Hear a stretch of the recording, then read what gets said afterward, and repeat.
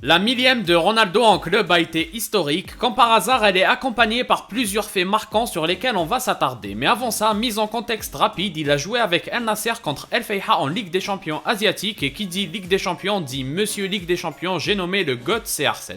Il a été digne de sa grandeur en étant le seul et unique buteur de ce match avec un magnifique but, offrant ainsi une victoire importante aux siens et une belle perspective de qualification en quart de finale puisque le match s'est joué à l'extérieur. Son but c'était vraiment une merveille mais on en a assez parlé dans le débrief de ce match, concentrons-nous plutôt sur les faits à ne pas oublier autour de cette millième historique. Tout d'abord, le nombre de buts en club, il en est désormais à 746 en prenant en compte ce premier but de l'année 2024 et au passage, pour l'anecdote, il a marqué en moins un but pendant 23 années consécutives de 2002 à 2024. Au total, il comptabilise pas moins de 874 buts et même si les 1000 buts paraissent toujours impossibles, le GOAT est le seul capable de rendre l'impossible possible. Et si on s'arrête uniquement au nombre de buts depuis qu'il a atteint les 30 ans, on constate qu'il a marqué autant de buts que Thierry Henry en a marqué durant toute sa carrière. Quand on vous dit qu'il a en moins 3 à 4 carrières de grands joueurs dans les jambes, ce n'est pas du tout exagéré. Désormais, on va s'éloigner du nombre de buts. En termes de nombre de matchs en club, l'IFFHS a recensé le nombre de matchs en club par joueur